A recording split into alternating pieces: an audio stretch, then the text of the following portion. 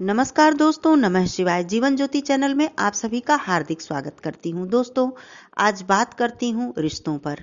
रिश्ते जो कि हमारे जीवन में कितने ज़्यादा महत्वपूर्ण हैं, ये मुझे बताने की आवश्यकता नहीं है। हम सभी जानते हैं कि हमारे रिश्ते हमारे जीवन के लिए कितने ज़रूरी हैं। लेकिन इन्हीं रिश्तों में यदि अनबन हो जाती है, मनमुटाव हो जाता है, या आपके घर में पारिवारिक कलह क्लेश का माहौल रहता है, तो समझ लीजिए जीवन बिल्कुल कष्टमय हो जाता है और कहीं भी कोई खुशी जीवन में नहीं रह जाती है। तो प्रयास यही करें हमारे रिश्ते मधुर बने रहें, चाहे वो पति पत्नी का रिश्ता हो या फिर परिवार के किसी अन्य सदस्य के साथ हमारा रिश्ता हो। तो आइए मैं ऐसे 5 तरीके, 5 उपाय कह लीजिए या 5 टिप्स कह लीजिए, मैं बताती हूँ कि यदि ये 5 टिप्स आप अपना लेते हैं तो निश्चित मानिए कि आपके रिश्तों से मनमुटाव, मतभेद और जो भी झगड़े, लड़ाई, कलह क्लेश हैं, ये बिल्कुल ही दूर हो जाएंगे, यदि आप इन बातों को पूरी तरह से मान लेते हैं। तो चैनल पे पहली बार हैं तो चैनल को जरूर सब्सक्राइब कर लीजिएगा। वीडियो आपको पसंद आए तो इसे लाइक शेयर जरूर कीजिएगा। कमेंट बॉक्स में नमः शिवाय जरूर लिखिएगा। देखिए दोस्तों, रिश्तों में थोड़ी बहुत अनबन तो चलती रहती है। जहाँ 4 परिवार हैं वहाँ कुछ खटपट तो लगी ही रहती है, इसमें कोई बहुत बड़ी बात नहीं है। लेकिन चिंता की बात तब होती है जब रिश्ते बहुत ही गंभीर रूप ले लेते हैं कि दिन प्रतिदिन लड़ाई झगड़े, कलह क्लेश बढ़ता जाता है, मतभेद बढ़ता जाता है, यहाँ तक कि वह मतभेद मनभेद तक पहुंच जाता है। कहने का अर्थ है, विचारों में जो मतभेद होता है वो तो चलिए ठीक है, लेकिन जब मन के अंदर मतभेद हो जाता है, मन से एक दूसरे से रिश्ते दूर होने लगते हैं, तो ये बहुत ही गंभीर विषय हो जाता है, बहुत ही चिंता का विषय हो जाता है। आइए बात करती हूँ कि क्या ऐसे टिप्स हम अपनाएं, क्या ऐसे उपाय करें जिससे कि हमारे रिश्ते मधुर बने रहें। देखिए, रिश्ता कोई भी हो, मान लीजिए कि रिश्तों में बात बहस हो रही है, झगड़े लड़ाई हो रहे हैं, एक दूसरे के ऊपर हम आरोप लगा रहे हैं, बात बहुत आगे तक बढ़ गई है, तो मैं कहना चाहती हूँ उसमें से एक सदस्य, कोई भी एक पक्ष चुप हो जाए।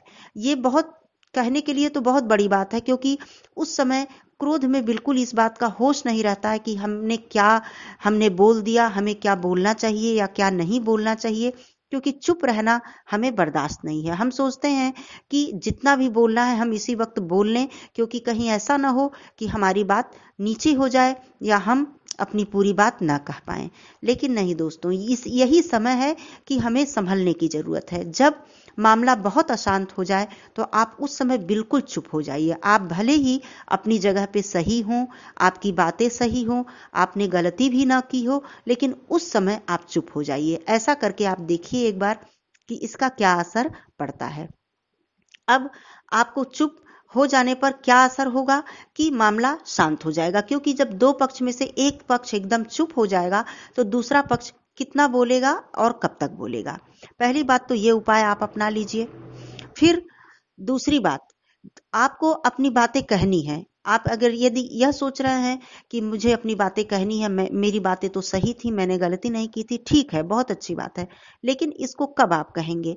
जब पूरी तरह से मामला शांत हो जाएगा, दोनों पक्ष बिल्कुल शांत हो जाएंगे, चाहे उसमें 1-2 दिन का समय ही क्यों ना लग जाए, कोई बात नहीं, तब आप अपनी बातों को उन तक पहुंचाइए या उनसे कहिए, चाहे वो आपके पति हो या पत्नी हो या सास बहू का रिश्ता हो या फिर घर में किसी अन्य सदस्य का रिश्ता हो। तब आप अपनी बातों को कहिए कि बात ऐसी थी, मैं ये कहना चाहती थी या कहना चाहता था। फिर आप देखिए कि उस बात का असर आपके जो भी अगला पक्ष है उनके ऊपर कितना पड़ता है, तब वो बातें उनके समझ में आएंगी। लेकिन जब आप क्रोध के समय उतनी ही तेजी से या उतने ही क्रोध में, उतनी ही उत्तेजना में आप बोलते रहेंगे, तो वो बातें किसी के समझ में आने वाली नहीं है और न ही वो लड़ाई झगड़ा शांत होने वाला है। दूसरी बात, आपको अहंकार का त्याग करना होगा। किसी भी रिश्ते में या तो रिश्ता चल सकता है या तो अहंकार, दोनों में से एक ही चीज चल सकते हैं। आप इसको नोट कर लीजिए। यदि आपके रिश्ते के बीच में अहंकार आ गया, ईगो आ गया, तो रिश्ता मान लीजिए कि बहुत ज्यादा दिनों तक टिकने वाला नहीं है, क्योंकि रिश्तों को मधुर बनाए रखने के लिए हमें अहंकार को बिल्कुल ही त्यागना पड़ता है। तो आप अपने रिश्तों के बीच में अहंकार बिल्कुल मत लाइए, किसी भी प्रकार का ईगो मत लाइए। अपने रिश्तों में कहीं कहीं किसी में कोई कमी भी होती है, क्योंकि पूरी तरह से परफेक्ट इस दुनिया में कोई नहीं है, कोई भी संपूर्ण नहीं है, कुछ ना कुछ कमियां हम सभी में हैं। तो इसलिए अहंकार वाली कोई बात नहीं है। जहां रिश्तों में ईगो आ गया वहां पे रिश्ता चलना मुश्किल हो जाता है। तो अपने अहंकार को रिश्तों के बीच में बिल्कुल मत आने दीजिए। दूसरी बात, अहंकार से ही संबंधित है ये भी बात कि आप माफी मांगना सीखिए। देखिए, इसमें बहुत लोग सोचते हैं कि इससे मेरा जो पद है वो छोटा हो जाएगा, मेरा मान सम्मान घट जाएगा, मैं माफी क्यों मांगूं। तो ऐसी कोई बात नहीं है। आपसे बड़े जो भी हैं, आप माफी मांगने में बिल्कुल देर मत करिए। यदि आपको अपने रिश्तों को बचाना है, आपको अपने रिश्तों को बनाए रखना है, क्योंकि रिश्ता खराब होगा तो उससे परिवार के अन्य सदस्यों पर भी बहुत बुरा असर होगा। यदि आपके बच्चे हैं तो सबसे ज्यादा असर आपके बच्चों पर पड़ता है। तो इसलिए इस बात को ध्यान में रखते हुए आप कोई भी बात हो, माफी मांगने में बिल्कुल देर मत करिए, क्योंकि माफी मांगने वालों का दिल बहुत बड़ा होता है। तो बड़े दिल वाले ही माफी मांग सकते हैं, ये सबके बस की बात नहीं है। तो इसलिए अपने दिल को बड़ा करके माफी मांगकर अपने रिश्तों को बचा लीजिए। दूसरी बात, माफ करना भी सीखिए। मान लीजिए आप अपने बड़ों से माफी तो आपने मांग लिया, लेकिन आपका कोई छोटा है, उसने कोई गलती कर दी, उसने कोई भी बुराई कर दी, तो आप अपने मन में उसको गांठ बांधकर बिल्कुल मत बैठिए, क्योंकि ये रिश्ते हैं, थोड़ा बहुत तो चलता रहता है, लेकिन जब मन में गांठ बन जाती है तो वो रिश्ते दम तोड़ देते हैं। तो आप माफ करना भी सीखिए, क्योंकि जिस तरह माफी मांगना बहुत बड़े दिल वालों का काम है, उसी तरह माफ करना भी बहुत बड़े दिल वालों का काम है। ये सबके बस की बात नहीं है। तो आप माफ करके देखिए, आपका मन भी हल्का होगा और आपके मन में जो गांठ है वो भी खुल जाएगी और आपके मन का बोझ भी हल्का हो जाएगा। तो किसी को माफ कर दीजिए। यदि उसने बहुत बड़ा कोई अपराध कर दिया है, कोई बहुत बड़ी गलती कर दी है, तो उसका फैसला भी आप ईश्वर पे छोड़ दीजिए। आप कोई नहीं होते हैं किसी के जीवन का फैसला करने वाले। तो हमें माफ कर देना चाहिए, इसी में हमारा बड़प्पन झलकता है। दूसरी चीज, संतोष। रिश्ते में संतोष बहुत जरूरी है। जैसे मैं उदाहरण के तौर पे बताती हूँ कि जैसे पति पत्नी का रिश्ता है, तो कभी कभी इस बात पे भी बहुत लड़ाई हो जाती है कि देखिए उनके पति ऐसा करते हैं, उनके पति या उनकी पत्नी या पति ने कहा कि देखिए उनकी पत्नी तो बहुत अच्छी हैं, वो ऐसा करती हैं, अपने पति के साथ ऐसा व्यवहार करती हैं, ये करती हैं, वो करती हैं। पत्नियां भी बहुत सारा ऐसे एग्जाम्पल उदाहरण देती हैं कि उनके पति उनके लिए ये लाते हैं, ऐसे करते हैं, घुमाते हैं, फिराते हैं, बहुत प्यार करते हैं। तो ये सारी चीजें देखिए, जीवन सबका अलग अलग होता है, भाग्य सबका अलग अलग होता है, कर्म सबके अलग अलग होते हैं। हमें जो कुछ भी मिलता है हमारे कर्मों के हिसाब से हमें मिलता है। तो किसी की तुलना करना या किसी को देखकर अपने मन में कोई किसी भी प्रकार का रोष पैदा करना या अपने घर में उस बात को लेकर लड़ाई झगड़ा करना या बहस करना, ये कतई सही नहीं है। क्योंकि अपने अपने हिस्से की खुशियां, अपने अपने हिस्से का दुख हमें खुद ही झेलना है और भोगना है। तो इसलिए आपको जो कुछ भी मिला है उसमें आप संतोष करना सीखिए।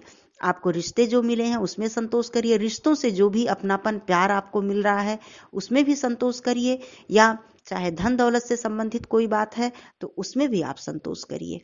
बहुत सारे मामले जो हैं यहीं पर आकर समाप्त हो जाते हैं यदि हमारे मन में संतोष आ जाता है। यदि हमारे जीवन में कुछ उथल पुथल है, कोई दुख है, परेशानी है, तो वो सारे हमारे कर्मों का फल है। और कुछ कर्म ऐसे कि जो हम जानबूझकर करें, बिगाड़ें। कहने का मतलब है कि जो मैंने पहले बताया कि इन सब बातों पर यदि हम ध्यान नहीं देंगे तो निश्चित रूप से वो रिश्ते अगर थोड़े बहुत बिगड़े हैं तो दिन प्रतिदिन और ज्यादा बिगड़ते चले जाएंगे। तो संतोष करना बहुत बड़ी बात है, इससे बहुत सारी चीजें सुधर जाती हैं। तो चुप रहना सीखिए, संतोष करना सीखिए, अहंकार को छोड़िए, माफी मांगना सीखिए, माफ करना सीखिए। इतनी बातें यदि आप कर लेते हैं तो निश्चित मानिए आपका रिश्ता बिल्कुल खिला खिला सा रहेगा और आपके घर परिवार में जितने भी सदस्य हैं सब हंसी खुशी खुशहाली के साथ रहेंगे। इससे ज्यादा हमें क्या चाहिए। हमारे रिश्ते बने रहें, हमारा परिवार खुशहाल रहे, तो समझ लीजिए कि सारी धन दौलत हमें मिल गई है। तो दोस्तों, बातें आपको अच्छी लगे तो जरूर एक लाइक कर दीजिएगा। बातें बहुत ही प्रैक्टिकल हैं, ये हम सभी के जीवन में होती हैं ऐसी बातें, बस थोड़ी थोड़ी समझदारी की जरूरत है, सारी बातें सुधर जाती हैं। तो फिर मिलती हूँ अगले वीडियो में। तब तक के लिए दोस्तों धन्यवाद। नमः शिवाय।